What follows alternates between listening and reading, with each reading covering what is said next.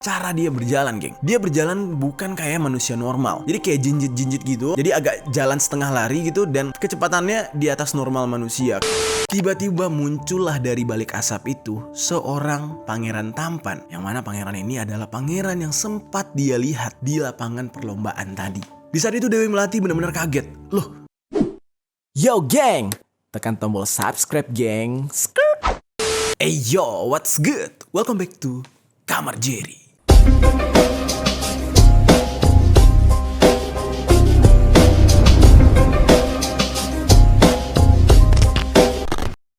Geng. Oke, hari ini kita beranjak dulu ya dari pembahasan soal seputar dunia bola, terus juga hal-hal yang sedang dipermasalahkan di negara kita. Hari ini gue pengen ngebahas hal yang sedikit berbau sejarah dan juga ini lebih ringan gitu pembahasannya ya. Akhir-akhir ini gue melihat ada sebuah fenomena yang cukup unik tentang seorang tokoh. Nah, tokoh yang satu ini dikabarkan adalah seorang pengembara. Kalau dalam bahasa Arabnya tuh musafir gitu. Dia ini adalah seorang pengembara yang sangat terkenal, bahkan dari zaman dahulu kabarnya dia mengelilingi Pulau Jawa dengan maksud dan tujuan tertentu. Di zaman yang modern ini, ketika seorang pengembara sedang berkeliling menjalankan tugasnya sebagai seorang pengembara, ya otomatis direkam oleh masyarakat ya kan. Dari kota ke kota dia jalan kaki, dia sampai ke kota A direkam, sampai ke kota B direkam, sampai ke kota C ada yang ngajak makan bareng, foto bareng, segala macam. Dan ini adalah sebuah fenomena yang cukup unik. Hari ini kita akan membahas tentang fenomena yang satu ini karena ini menimbulkan banyak tanda tanya ya bagi masyarakat. Siapakah sosok ini dan kenapa namanya tuh begitu unik gitu ya? Namanya itu adalah Joko Kendil. Nah, langsung aja kita bahas tentang Joko Kendil ini di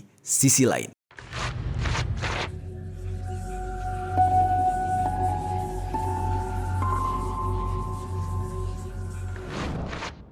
Membahas tentang Joko Kendil, kita bahas dulu Joko Kendil yang sedang viral sekarang di era modern tahun 2022, yang dimana orang-orang sekarang sudah tidak percaya lagi ya sebagian besar mungkin tidak percaya lagi dengan hal-hal berbau mistis, tidak percaya lagi dengan hal-hal yang katanya ada unsur-unsur magisnya gitu. Walaupun sebenarnya hal seperti ini mau tidak mau, percaya tidak percaya itu ada di sekitar kita. Ya namun balik lagi ya, karena fenomena kemarin ya kan antara pesulap red dengan para dukun yang pakai pengacara gitu ya. Akhirnya banyak sekali sejarah-sejarah terus juga hal-hal yang sebenarnya ya kita harus percayai keberadaannya malah terpelintir-pelintir gitu. Tapi ya udah, ini namanya juga orang nyari itulah gitu ya. Semua hal dilakukan gitu. Tapi nggak apa-apa, kita kesampingan dulu. Nah, di dalam cerita Joko Kendil modern ini ada hal yang cukup unik, yang dimana dia mengaku kalau di dalam perjalanannya dia itu menunggang seekor macan putih. Terdengar konyol untuk teman-teman penggemar PUBG, ML dan juga Free Fire. Gue yakin. Tapi kalau kita cerita ini dengan orang-orang tua, mungkin mereka masih bisa menerima karena di zaman dahulu sebelum semuanya secanggih sekarang, hal-hal kayak gini adalah hal yang nyata dan sangat lumrah. Karena kalau gue nanti punya kesempatan untuk bercerita ya, jadi di keluarga gue sendiri ini pernah terjadi, tapi bukan macan putih sih, tapi lebih tepatnya kalau kalian tahu si kumbang, macan si kumbang yang warna hitam. Nah dulu kakek gue pelihara itu, tapi tidak dalam bentuk goib lah, cuman adalah cerita goibnya sedikit, tapi ini unik juga gitu ya, cerita tentang melihara macan putih, si kumbang segala macam. Tapi itu masyarakat zaman dahulu. Kalau zaman sekarang cuma bisa dilakukan oleh Alsyad Ahmad kayaknya ya. Jadi peliharaan orang kaya sekarang. Kalau zaman dahulu beda. Nah, kita kembali lagi nih. Joko Kendil yang satu ini berumur 41 tahun. Dia mengaku kalau dia sudah melakukan perjalanan atau berkelana itu selama 21 tahun lamanya. Jadi dia itu udah keliling-keliling, udah jalan-jalan gitu ya. Itu 21 tahun lamanya, geng. Dan dia mengaku kalau dia mulai berjalan kaki atau mengembara ini dari umur 19 tahun. Nama asli beliau tuh sebenarnya bukan Joko Kendil, karena Joko Kendil ini adalah nama pemberian dari gurunya yang mengutuskan dia untuk melakukan pengembaraan atau menjadi seorang musafir. Nama gurunya itu adalah Syekh Hadi Guntur. Sementara itu nama daripada orang yang dijuluki sebagai Joko Kendil ini adalah Kusnan. Dia berasal dari daerah Kabupaten Demak, Jawa Tengah. Banyak sekali video-video yang tersebar ya, mulai dari TikTok, di Facebook, terus juga di YouTube. Banyak banget tentang orang-orang yang merasa takjub bertemu dengan sosok Joko Kendil ini. Kalau kita lihat orangnya, gue awalnya tuh jadi bertanya-tanya, nama Kendil itu apakah berasal dari nama kendil-kendil tempat air tuh ya, yang biasa orang-orang Jawa pakai tuh, apa dari situ, ataukah plesetan dari kata kerdil? Karena maaf nih, kalau kita lihat si Pak Kusnan Joko Kendil ini, itu orangnya agak kecil gitu. Bukan bermaksud body shaming, gue berpikir aja gitu kayak, oh Joko Kendil mungkin karena sesuai dengan ukuran badan beliau gitu, tingginya orangnya kecil gitu. Ternyata bukan. Ternyata kalau dicari tahu lagi gitu ya, sejarah tentang Joko Kendil ini pernah ada, dan ini adalah legenda yang benar-benar pernah terjadi di Pulau Jawa. Nanti kita akan ceritakan tentang Joko Kendil yang asli, yang zaman dahulu. Nah, ada satu hal yang menjadi pusat perhatian banyak orang tentang Joko Kendil versi modern ini, yaitu Pak Kusnan ini. Yang dimana kalau kita berbicara orang berjalan kaki mengembara, kayaknya biasa ya, masih bisa dilakukan oleh banyak orang. Karena bahkan ada yang bisa berkeliling dunia menggunakan sepeda, ada. Nah, kalau dia kan jalan kaki mengitari Pulau Jawa gitu. Tapi yang unik daripada Joko Kendil yang satu ini adalah cara dia berjalan, geng. Dia berjalan bukan kayak manusia normal. Jadi kayak jinjit-jinjit gitu. Jadi agak jalan setengah lari gitu, dan kecepatannya di atas normal manusia kalau berjalan kaki, dan dia tidak terlihat menurunkan speed atau kecepatan ketika dia berjalan tersebut. Jadi kalau memang dia udah full capek, berapa ratus kilo dia udah berjalan, dia berhenti. Kalau kita sebagai manusia biasa biasanya awalnya kencang dulu, terus ntar pelan, baru berhenti. Kalau dia nggak ada istilah pelan, dia terus berjalan sampai tenaganya dia habis. Kalau udah tank habis, baru dia duduk. Seperti itulah keunikan dari cara berjalan Joko Kendil ini. Alhasil, dari banyak orang yang bertemu dengan dia, yang dimana misalkan hari ini dia ada di daerah Kediri misalkan, tiba-tiba besoknya sudah di Jogja, tiba-tiba besoknya udah di Solo gitu. Nah, hal inilah yang membuat dia benar-benar viral, karena orang kaget, nih orang cepet banget pindah-pindahnya gitu. Berjalan kaki berarti nggak ada berhenti-berhenti atau gimana gitu kan. Dan apa tujuan dia melakukan pengembaraan seperti itu? Nah, pada suatu hari nih ya, dia pernah melintasi jalan di daerah Pati, Jawa Tengah. Tiba-tiba ada seorang konten kreator yang berhasil mengulik siapa sebenarnya Joko Kendil ini. Jadi dilakukanlah sesi wawancara dengan Pak Joko Kendil ini. Nah, di dalam perbincangannya bersama si konten kreator, Joko Kendil ini mengaku kalau dia sudah berjalan dari tahun 2001 sampai sekarang tahun 2022.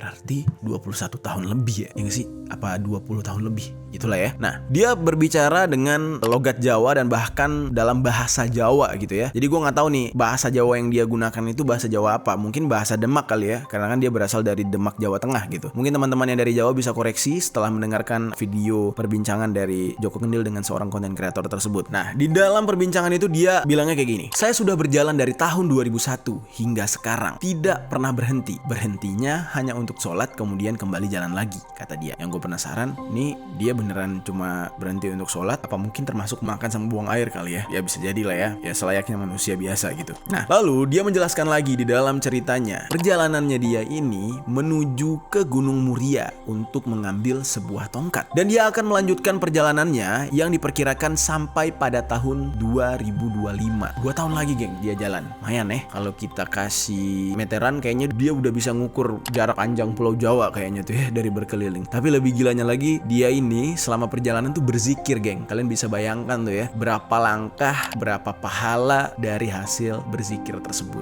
gitu. Ya ini menurut kepercayaan umat muslim. Nah, dia juga mengaku nih, geng, kalau dia ini belum menikah. Dan rencananya dia setelah dia menyelesaikan tugas dari gurunya yaitu Syekh Hadi Guntur, maka dia bakal kembali lagi ke gurunya tersebut. Dan barulah di saat itu dia mencari jodohnya. Kalau kita perhatikan ya, cara dia berpakaian tuh cukup unik. Kalau kalian pernah lihat Ninja Hattori, mirip gitu sama Ninja Hattori. Ini bukan bermaksud merendahkan ya, tapi serius deh, ini mirip sama Ninja Hattori. Bukan dalam pengertian ini jelek atau apa, enggak, keren gitu. Cara dia berpakaian tuh bener-bener kayak ninja. Dia pakai topi kayak gitu kan, kayak apa ya, topi patani ya. Terus dia semua serba hitam, dibalut, semua kepalanya serba hitam. Dan terlihat dari wajahnya memang ini orang kayak orang yang suka olahraga gitu loh. Umur boleh tua tapi kulitnya tuh masih seger. Jadi bisa dikatakan karena berjalan kaki itu mungkin ya, jadinya keringetan terus dan terlihat sangat bugar serta sehat.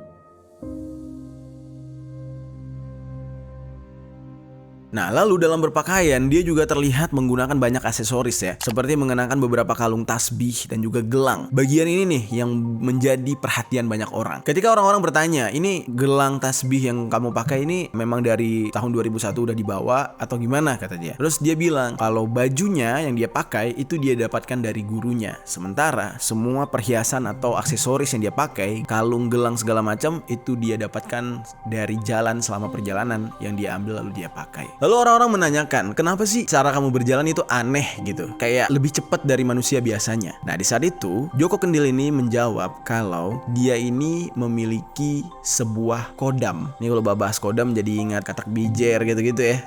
Zaman dulu. Jadi dia tuh membawa kodam, tapi bukan kodam anak STM. Beda nih kodamnya. Jadi kodamnya dia ini selalu mengikuti dia kemanapun dia pergi. Dan kodamnya dia ini namanya kodam macan putih. Nah, dengan kodam macan putih inilah yang membuat cara dia berjalan agak berbeda dan sedikit aneh, tidak seperti manusia biasanya. Dan di dalam pengakuannya dia itu sedang menaiki macan putih tersebut. Jadi bukan berjalan biasa ditemani macan putih kayak iklan-iklan rokok gitu, enggak. Tapi dia justru naik di atas macan putih, kayak nunggang kuda gitu. Lalu dari mana dia bisa mendapatkan macan putih tersebut? Menurut pengakuan Joko Kendil, dia mendapatkan macan putih ini dengan cara berpuasa selama 3 hari, terutama di hari Rabu Pon, Kamis Wage, terus Jumat Kliwon. Primbon abis ini nama-nama dari harinya gitu ya.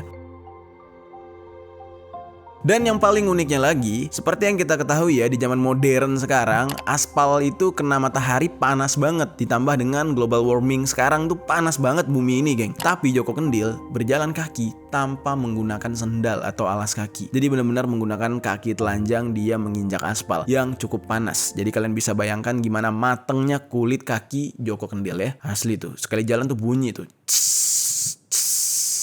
Kayak SpongeBob lagi masak di Krusty Krab, pernah lihat nggak?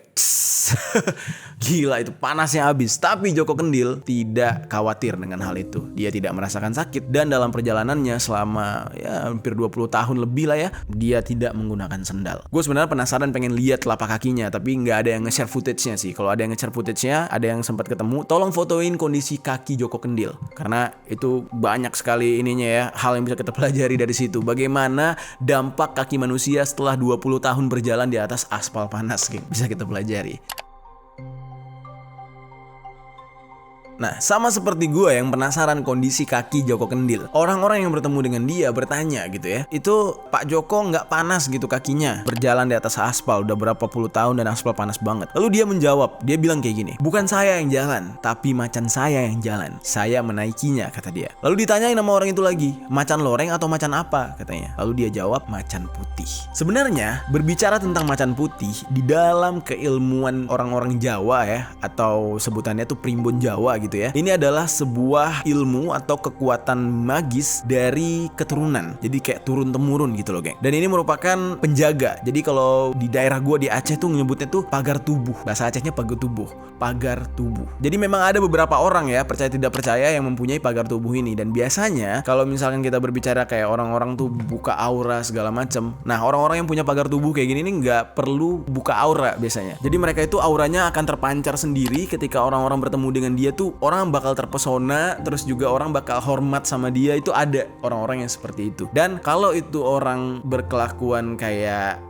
gitu ya, biasanya dia bakal jadi lucky bastard. Lucky bastard tuh dalam istilah gini, ini orang nih bandel banget, nyebelin banget, bikin masalah mulu, tapi beruntung terus. Ada aja jalannya, ribut sama orang, tiba-tiba ada yang bantuin. Terus nggak ada duit, tiba-tiba ada yang bantuin. Pokoknya itu sebutannya lucky bastard. Nah, biasanya orang-orang yang memiliki pagar tubuh secara keturunan, tapi memang wataknya banget gitu ya, kurang banget gitu, biasanya dia akan cepat menyelesaikan masalah. Dan gue yakin banget di pertemanan kalian pasti ada orang yang seperti itu. Di pertemanan gue ada. Oke, kita lanjutkan lagi. Nah, kodam keturunan ini biasanya itu menjadi hal yang paling diburu serta dianggap paling sakti dan juga handal oleh para tokoh spiritual. Pertanda atau ciri-ciri orang yang ditemani atau didampingi oleh kodam macan putih biasanya dilihat dan dirasakan oleh diri sendiri, karena ini memang cukup unik. Dan hal inilah yang didapat dari Joko Kendil. Makanya kalau kita lihat Joko Kendil nih, gimana gitu kesannya ya, kayak kita tertarik aja ngelihat dia gitu. Unik nih orang gitu. Lalu tadi gue sempat nyebutin ya, Joko Kendil ini tujuan dia berkelana, mengembara atau menjadi seorang musafir itu menuju ke Gunung Muria gitu ya. Nah, ini adalah sebuah gunung stratovolcano yang terletak di pantai utara Jawa Tengah. Jadi letak tepatnya itu sekitar 66 km di timur laut kota Semarang. Dan tujuan dia ke sana mengambil sebuah tongkat yang sempat terkubur. Entah dia yang nguburin, entah siapa, yang jelas tongkat itu terkubur di sana. Kalau memang kalian kuat gitu ngikutin Joko Kendil, kalian ikutin deh tuh. Ntar kalian tahu ntar bentuk tongkatnya kayak apa gitu ya pas dia nyampe di tujuan. Dan setelah dia mendapatkan tongkat tersebut, dia bakal melanjutkan perjalanan ke Mantingan, Jepara, menurut keterangan Joko Kendil sendiri. Joko Kendil juga mengakui kalau dia memiliki sejumlah uang dan nantinya uang ini akan dia bagi-bagikan ke orang-orang yang tidak mampu. Namun untuk saat ini kalau dilihat-lihat ya dalam beberapa video gitu ya, menurut keterangan para netizen, dikabarkan kalau Joko Kendil ini memang di beberapa netizen ya, Joko Kendil ini sempat terlihat meminta-minta kepada orang-orang, namun uang yang dia minta itu tidak untuk dia pribadi, melainkan dia bagikan kepada orang-orang yang tidak mampu yang dia temui. Jadi dia ambil dari orang mampu, dia kasih ke yang tidak mampu. Jadi kayak Robin Hood gitu, geng. Kehidupan dia benar-benar di jalanan. Dia berjalan kaki, mengembara kemanapun angin berhembus lah gitu istilahnya. Namun hal yang tidak pernah dia lupakan adalah sholat. Sama satu lagi istirahat sih. Kalau gue lihat-lihat ya, istirahat dia nggak pernah lupa karena capek gitu ya. Tapi yang paling keren, dia tidak pernah lupa sholat. Dan di saat dia menemui orang-orang yang tertarik dengan dia lalu mengobrol, dia selalu mengingatkan gitu ya kepada semua orang untuk terus beribadah kepada Allah Subhanahu wa taala. Dan dia juga mengingatkan kalau dunia ini sebenarnya sudah tidak lama lagi. Jadi umurnya sudah tua. Nah, oleh sebab itu dia mengatakan, hiduplah untuk beribadah kepada Allah Subhanahu wa taala, Tuhan yang Maha Esa, kata dia. Lalu geng, bagaimana kisah Joko Kendil ini bisa tercipta begitu aja gitu? Dan tadi juga gue sempat disclaimer kepada kalian kalau sebenarnya Joko Kendil ini kisahnya adalah kisah legend, legenda, urban legend gitu yang pernah terjadi di Indonesia, tepatnya di Pulau Jawa. Jadi Joko Kendil yang sekarang kita lihat di TikTok yang lagi viral gitu, itu namanya Kusnan, tapi dijuluki sebagai Joko Kendil oleh gurunya. Tapi cerita tentang Joko Kendil yang asli itu justru kejadiannya udah lama banget. Nah, sekarang gue bakal ceritain ke kalian tentang kisah dari Joko Kendil yang asli ini. Oke, sekarang kita ceritakan tentang legenda dari Joko Kendil. Sebelumnya gue pengen tanya dulu nih, ada nggak teman-teman yang dari Jawa Tengah di sini? Mungkin mendengar cerita tentang Joko Kendil ini bakal sangat familiar dengan kalian karena memang cerita yang satu ini merupakan legenda dari Jawa Tengah. Joko Kendil, sesuai dengan apa yang gue pikirkan sebelumnya gitu ya. Penamaan dari Joko Kendil itu berasal dari sebuah benda yang dimana benda ini bentuknya kecil, biasanya tempat menampung air. Koreksi gue kalau gue salah ya. Pada cerita aslinya, Joko Kendil sendiri itu memiliki tubuh yang kecil seperti kendil karena mengalami kutukan dari dewa. Pada awal ceritanya nih, dulu ada sebuah wilayah terpencil atau desa gitu ya di daerah Jawa Tengah. Di sana hiduplah seorang perempuan janda. Dia memiliki seorang anak laki-laki, yang dimana anak laki-lakinya ini bentuk tubuhnya gitu ya, dilihat oleh orang-orang tuh mirip seperti periuk nasi, alat untuk menanak nasi gitu loh, geng. Di daerah Jawa Tengah, periuk menanak nasi ini disebut dengan kendil. Karena si anak laki-laki tersebut mirip sekali dengan penanak nasi yang disebut kendil ini, maka dia dijulukilah Joko Kendil.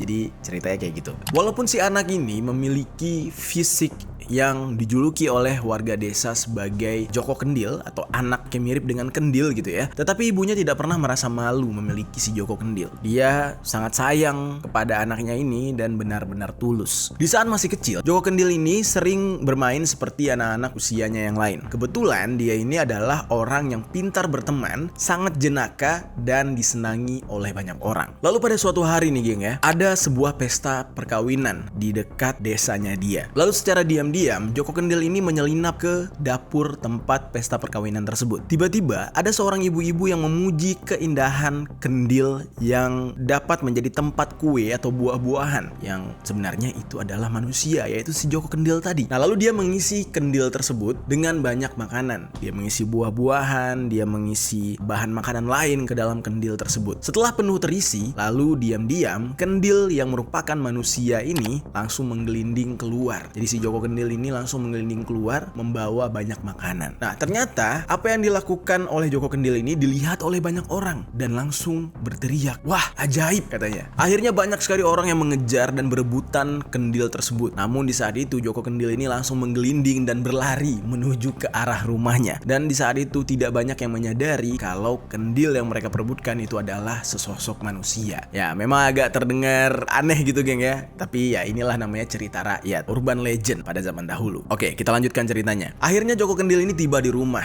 Dia bertemu dengan ibunya. Di saat itu ibunya merasa aneh, heran gitu. Kok si Joko Kendil membawa banyak sekali makanan termasuk kue-kue. Akhirnya Joko Kendil pun menceritakan kepada ibunya dari mana dia mendapatkan makanan-makanan tersebut. Di saat itu ibunya mencurigai gitu ya. "Kamu jangan-jangan kamu mencuri ya?" katanya. "Enggak, Bu," katanya. "Tadi ada seorang ibu-ibu yang memberikan makanan kepada saya. Dia taruh makanan-makanan ini di badan saya," katanya. Dan di saat itu ibunya sudah paham gitu ya. Yang dimana kekurangan anaknya ini ternyata menjadi berkah tersendiri gitu ya. Orang-orang yang berpikir ini adalah tempat makanan malah benar-benar menaruh banyak makanan di tubuh anaknya. Dan di saat itu ya Joko Kendil yang masih kecil, nakal gitu ya, akhirnya berlari membawa pulang makanan-makanan tersebut.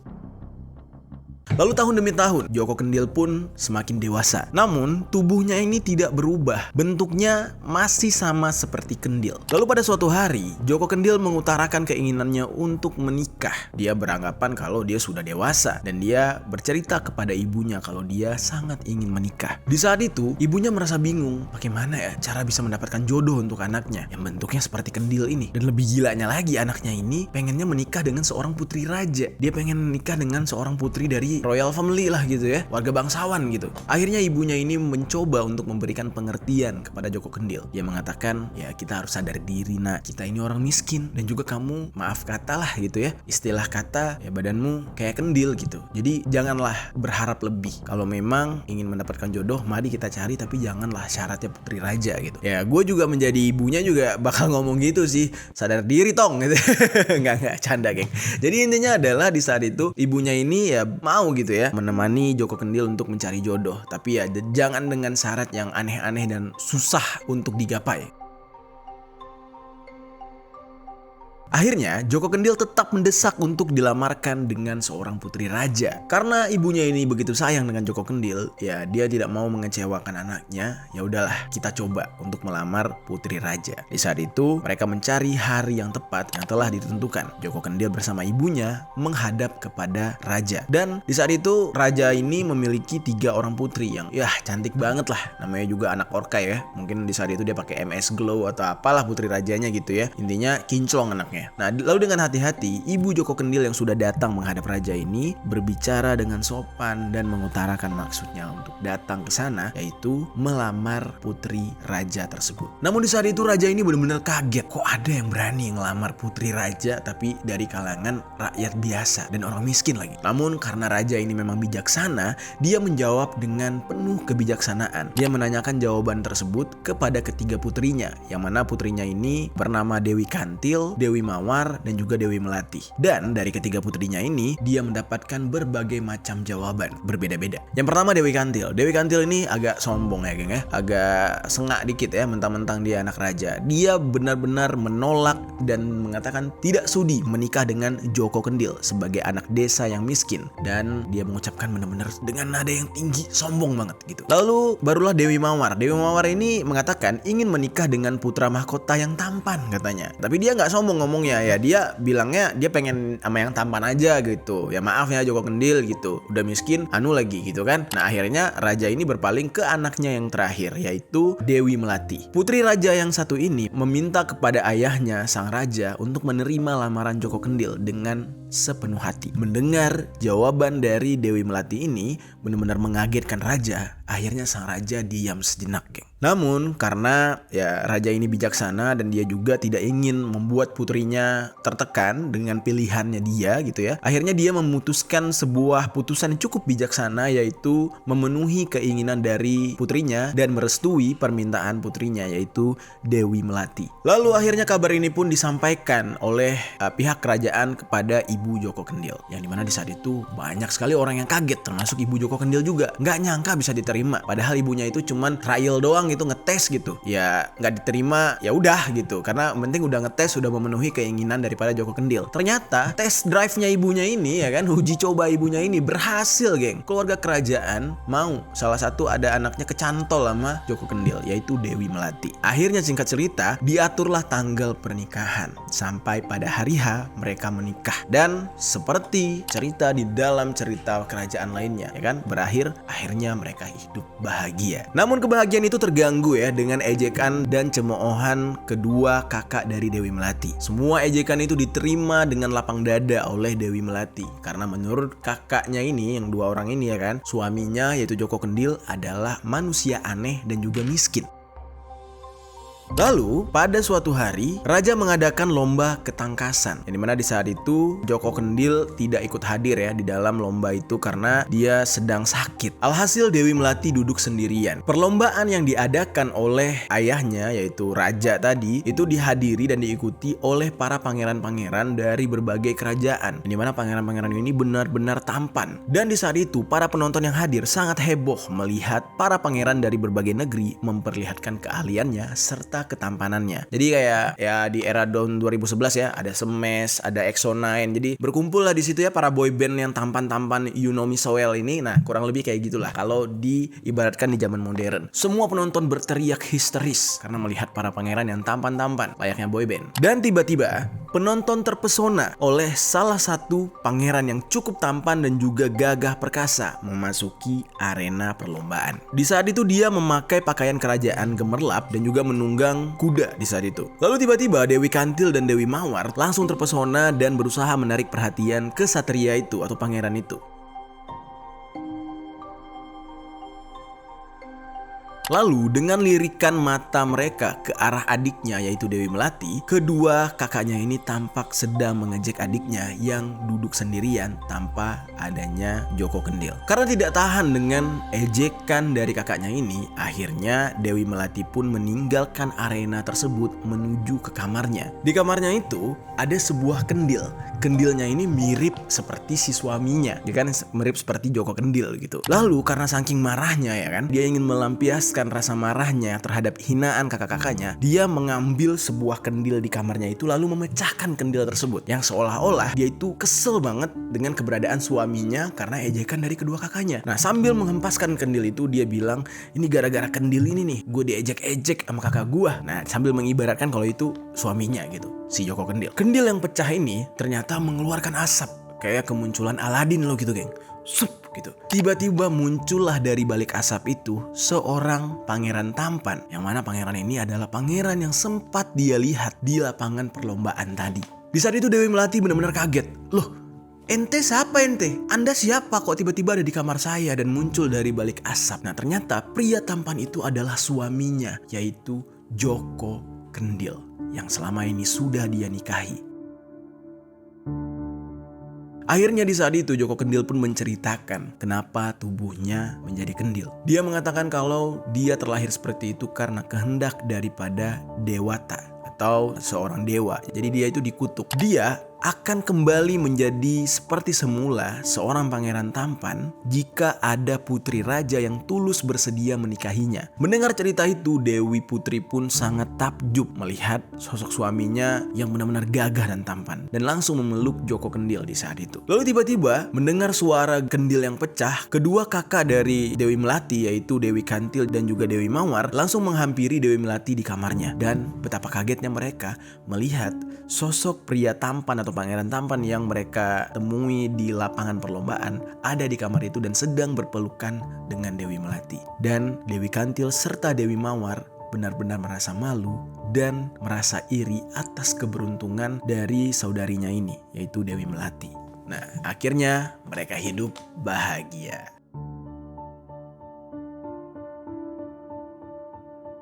Nah, itu dia, geng, cerita urban legend tentang Joko Kendil. Sebenarnya ceritanya banyak lagi nih, panjang lagi ya. Kalau misalkan gue cerita kayaknya gak akan cukup sih tentang perjalanannya Joko Kendil, terus juga ya berbagai versi lah. Mungkin ada teman-teman yang dari Jawa Tengah yang paham dengan cerita ini, kalian bisa berbagi kisahnya atau ceritanya di kolom komentar, oke?